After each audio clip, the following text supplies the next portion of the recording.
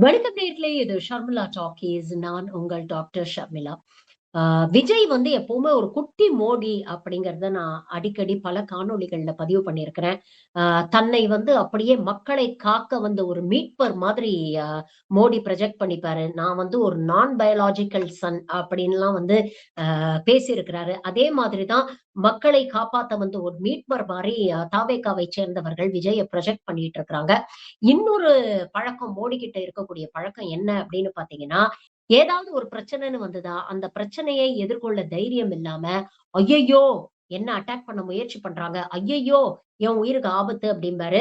இது வந்து வேளாண் சட்டங்கள கொண்டு வந்து விவசாயிகள் போராட்டம் ஆரம்பிச்சதுலேருந்து, நேத்து பார்லிமென்ட்ல நடந்தது வரைக்கும் இந்த பேட்டர்ன வந்து நீங்க ரொம்ப தெளிவாக பார்க்கலாம். வேளாண் சட்டங்கள் வந்தபோது எனக்கு ரொம்ப நல்லா ஞாபகம் இருக்கு. அந்த டைம்ல பஞ்சாப்ல அசெம்பிளி எலக்ஷன் வரும்போது இவர் அங்க போறாரு. அங்க வந்து எங்கேயோ தூரத்துல விவசாயிகள்லாம் நின்னு கருப்பு கொடி காட்டி போராட்டம் பண்றாங்க. உடனே தன்னுடைய கார நிறுத்திட்டு, கான்வாய நிறுத்திட்டு, "ஐயய்யோ! என்ன கொல்ல இங்க சதித்திட்டம் நடக்குது. நான் உயிர் தப்பிச்சு எப்படியோ தப்பிச்சோம் பொழச்சோம்ன்னு திரும்பி வந்தேன்." அப்படின்னு சொல்லிட்டு அங்க போகாமயே இவர் திரும்பி ஒரு யூ டர்ன் போட்டு வந்துட்டாரு.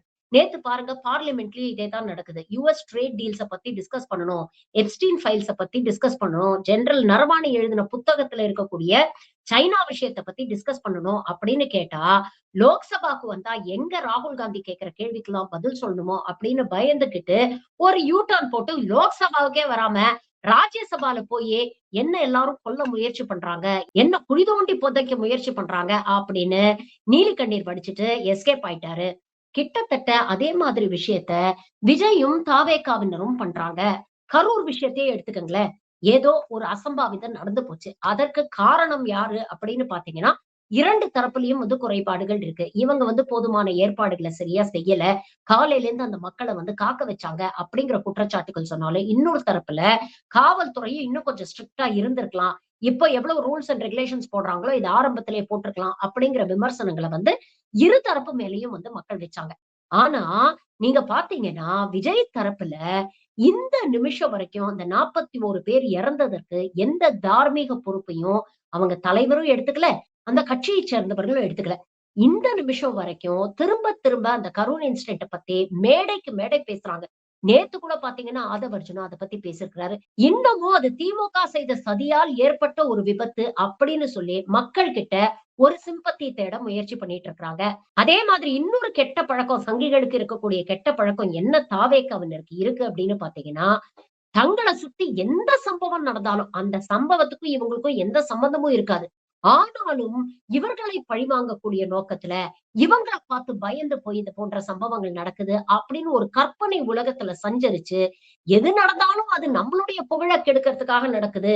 நம்மளுடைய வளர்ச்சிய கெடுக்கிறதுக்காக நடக்குது அப்படின்னு ஒரு சீன போடுறது இருக்குல்ல, இத ரொம்ப தெளிவா செய்வாங்க. இதுதான் சமீபத்துல தாவேகாவுல சேர்ந்த ஃபெலிக்ஸ் ஜெரால்ட் அப்படிங்கிற பத்திரிகையாளர் செஞ்சிருக்கிறாரு. அதாவது நேத்துக்கே பாத்தீங்கன்னா, ஒரு விவாதத்துல மாலை முரசு டிவில நடக்கக்கூடிய விவாதத்துல பங்கேற்காரு. அப்பதான் இந்த நியூஸ் வருது.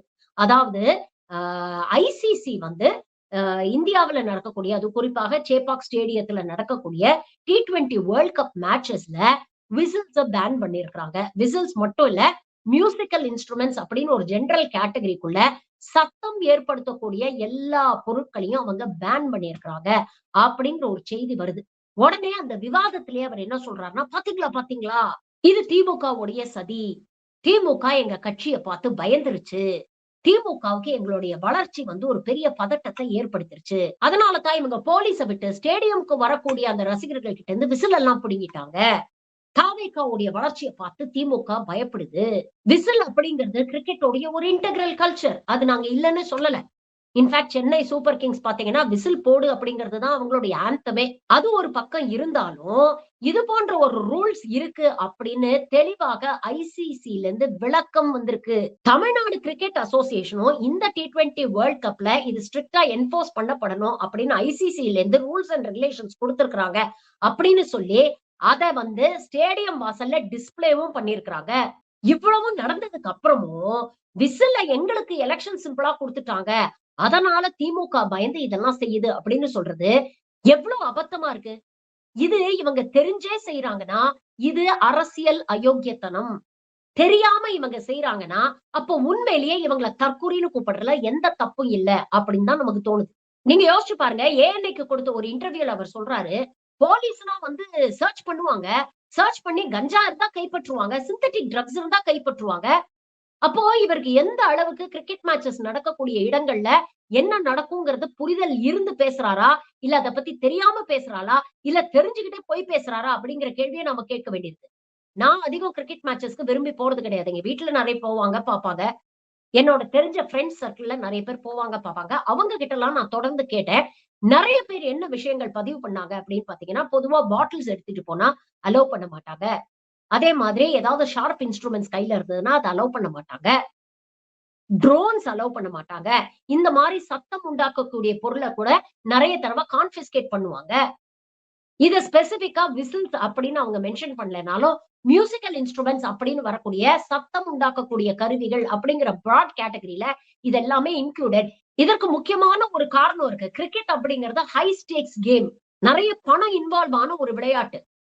லட்சக்கணக்கான ரசிகர்கள் வந்து அந்த விளையாட்ட பார்த்து ரசிக்கிறாங்க. அப்போ பிளேயர்ஸ்க்கு எவ்வளவு பிரஷர் இருக்கும் அந்த கேம் போது அப்படிங்கிறத யோசிச்சு பாருங்க. ஒரு சின்ன சத்தம் கூட அவங்கள டிஸ்ட்ராக்ட் பண்ணிடக் கூடாது. அவங்களுக்கு ஒரு நியூசன்ஸ் வேல்யூவ கிரியேட் பண்ணிடக் கூடாது. முக்கியமா உலக அளவில் இருக்கக்கூடியவர்கள் பார்க்கும் ஒரு விளையாட்டு அப்படிங்கும்போது, பிராட்காஸ்ட்ல எந்த விதமான டிஸ்டர்பன்ஸும் வந்துரக்கூடாது. அப்படிங்கிறத யோசிச்சு தான் இது போன்ற ரூல்ஸ் அண்ட் ரெகுலேஷன்ஸ கொண்டு வராங்க. நீங்க யோசிச்சு பாருங்க. ஒரு ஸ்டேடியம்ல கிட்டத்தட்ட 1,00,000 ரசிகர்கள் பார்க்கக்கூடிய ஒரு விளையாட்டு, எல்லாரும் கையில எதையாவது வச்சு ஊதிக்கிட்டே இருந்தாங்கன்னா, அந்த சத்தம் பிளேயர்ஸ எந்த அளவுக்கு டிஸ்டர்ப் பண்ணும்? கமெண்ட்ரி சொல்றவங்களுடைய வாய்ஸ் எங்கேயாவது வெளியில கேட்குமா? இல்ல ஒரு பிராட்காஸ்ட் பண்ணும்போது லைவ்ல ஏர் ஆகும் பொழுது, இது எவ்வளவு டிஸ்டர்பன்ஸ கிரியேட் பண்ணும்? அப்படிங்கிறதெல்லாம் யோசிச்சு பாருங்களேன். அப்ப இதெல்லாத்தையும் கருத்தில் கொண்டு தான், இது போன்ற ரூல்ஸ் அண்ட் ரெகுலேஷன்ஸ கொண்டு வராங்க. இதற்கிடையில் தாவேகா தரப்பினர் ஒரு ஃபேக் நியூஸ வேற சோசியல் மீடியால சர்க்குலேட் பண்ணிட்டு இருக்காங்க. அதாவது பிசிசிஐ தரப்புல இருந்தும், ஐசிசி தரப்புல இருந்தும் சொல்லிட்டாங்க. இந்த மாரி எந்த ரூல்ஸ் அண்ட் ரெகுலேஷன்ஸையும் நாங்க கொண்டு வரல அப்படின்னு சொல்லிட்டாங்க. அப்படின்னு தந்தை டிவி பேர வச்சு ஒரு ஃபேக் நியூஸ் டெம்ப்ளேட்ட கிரியேட் பண்ணி அத சர்க்குலேட் பண்ணிட்டு இருக்காங்க. ஆனா நாம போய் மீடியா அவுட்லெட்ஸ் எல்லாத்துலயும் செக் பண்ணா, இந்த நிமிஷம் வரைக்கும் பிசிசிஐல இருந்து எந்த விதமான ஆபிஷியல் ஸ்டேட்மென்ட்டும் இத பத்தி குடுக்கல. ஆனா, ஐசிசில இந்த மாதிரி ரூல்ஸ் அண்ட் ரெகுலேஷன்ஸ் இருக்கு. இத நடைமுறைப்படுத்தணும் அப்படின்னு இன்ஸ்ட்ரக்ஷன்ஸ் குடுத்திருக்காங்க அப்படிங்கிறத டிஎன்சிஏ தமிழ்நாடு கிரிக்கெட் அசோசியேஷன் ரொம்ப தெளிவா வந்து சொல்லியிருக்காங்க. அது சம்பந்தமா ஒரு பிரஸ் ரிலீஸும் குடுத்திருக்காங்க. அது இந்தியன் எக்ஸ்பிரஸ்ல வந்திருக்கு. அப்போ யோசிச்சு பாருங்க. இவங்களுடைய சுயநலத்துக்காக எவ்வளவு கீழ்த்தரமான ஒரு அரசியல எடுக்குறாங்க கையிலன்னு. 75 வருஷம் பாரம்பரியம் உள்ள கட்சி. உங்கள விட பெரிய பெரிய ஜாம்பவான்களை எல்லாம் அரசியல் தளத்துல அவங்க பாத்துட்டாங்க. எம்ஜிஆர், ஜெயலலிதா போன்ற ஆளுமை மிக்க தலைவர்களை எல்லாம் எதிர்கொண்ட கட்சி இந்த கட்சி. அப்படி எதிர்கொண்டு பல தோல்விகளை சந்திச்சும் இன்னைக்கு களத்துல ரொம்ப ஸ்ட்ராங்கா நிக்கிறாங்கன்னா, அதற்கு காரணம் அவங்களுக்கு இருந்த அரசியல் தெளிவு, அரசியல் புரிதல். அதெல்லாம் பார்க்கும்போது விஜய் ஜுஜுபி. இன்னும் அரசியல்ல பால்வாடிய கூட தாண்டல. அப்படிப்பட்ட விஜயை பார்த்து திமுக பயந்து போச்சு. மிரண்டு போச்சு. இப்படி விசில பேன் பண்றதுனால, நீங்க தாவேகா ரசிகர்கள மட்டும் நீங்க அவமானப்படுத்தல. ஒட்டுமொத்த கிரிக்கெட் ஃபேன்ஸையும் அவமானப்படுத்துறீங்க. எவ்வளவு அயோக்கியத்தனமான ஒரு அரசியல் யோசிச்சு பாருங்க. இது கிளாசிக் சங்கி மாடல்.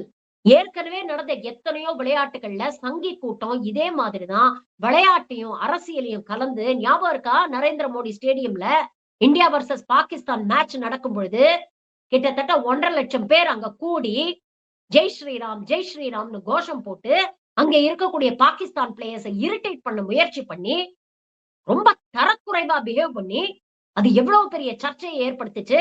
இப்போ ரீசென்ட்டா துபாய்ல நடந்த மேட்ச்ல, இவங்க நரேந்திர மோடி ஸ்டேடியத்துல பண்ணதுக்கு பாகிஸ்தான் வீரர்கள் ரிட்டாலியேட் பண்ண, ஆபரேஷன் சிந்தூர மனசுல வச்சுக்கிட்டு, இந்திய விளையாட்டு வீரர்கள் அதுக்கு பதிலுக்கு ரியாக்ட் பண்ண, பாகிஸ்தான் கிரிக்கெட் போர்ட் சேர்மன் கிட்ட இருந்து நாங்க கப்ப வாங்க மாட்டோம் அப்படின்னு இவங்க போராட்டம் பண்ண, அரசியலும் விளையாட்டையும் கலக்கறதுனால ஸ்போர்ட்ஸ்மேன்ஷிப், டீம் ஸ்பிரிட் அப்படிங்கிறது எங்க காலி ஆகுது பாருங்க.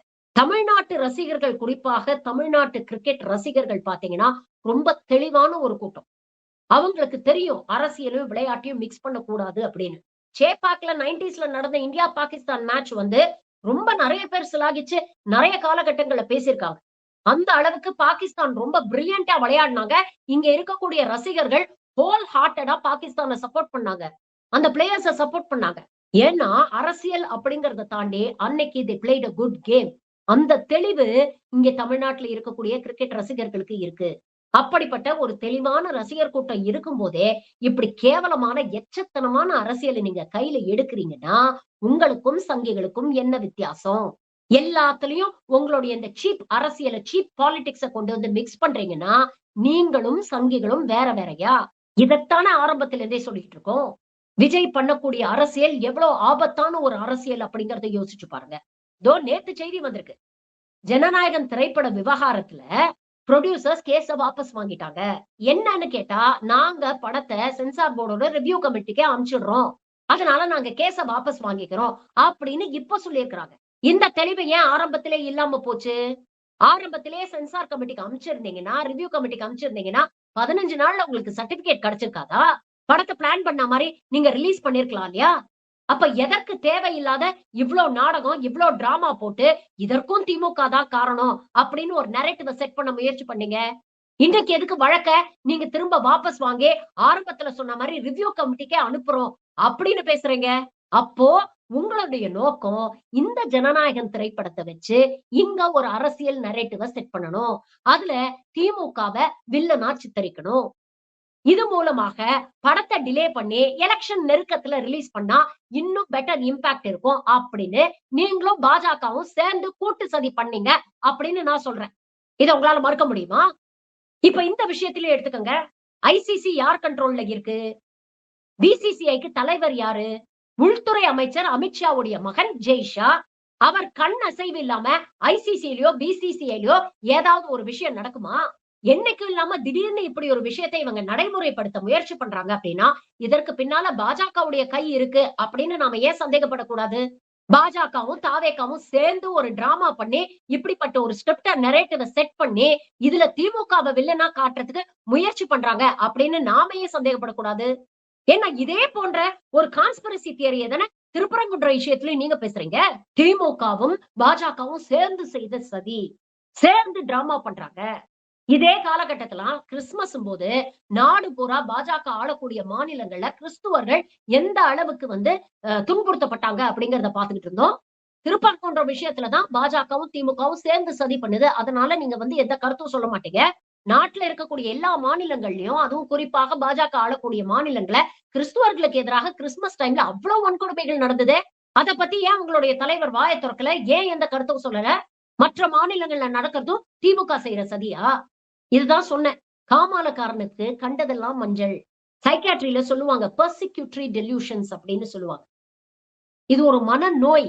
தங்கள சுத்தி நடக்கக்கூடிய எல்லா விஷயமும் தங்கள டார்கெட் பண்ணியே நடக்குது அப்படின்னு நினைக்கக்கூடிய ஒரு மனநோய். ஒண்ணு அப்படிப்பட்ட மனநோய் இருக்கிறவங்க இப்படி பேசுவாங்க. இல்ல தெரிஞ்சுக்கிட்டே இப்படி பொய் சொல்றாங்கன்னா, ஒரு அயோக்கியத்தனமான அரசியல கையில எடுக்குறாங்க அப்படின்னு அர்த்தம். உங்களுடைய இந்த சில்லறத்தனமான அரசியல் எல்லாம் தயவு செஞ்சு ஸ்போர்ட்ஸ்ல இருந்து விலக்கி வைங்க. சினிமா, ஸ்போர்ட்ஸ் இது 2ம் இந்தியாவுடைய ரசிகர்களுடைய life line, entertainment life line. இது 2த்துலயுமே தயவு செஞ்சு மதத்தையோ, அரசியலையோ கலக்காதீங்க. அந்த 2 துறையாவது கொஞ்சம் ஆரோக்கியமா இருக்க விடுங்க. நன்றி. வணக்கம்.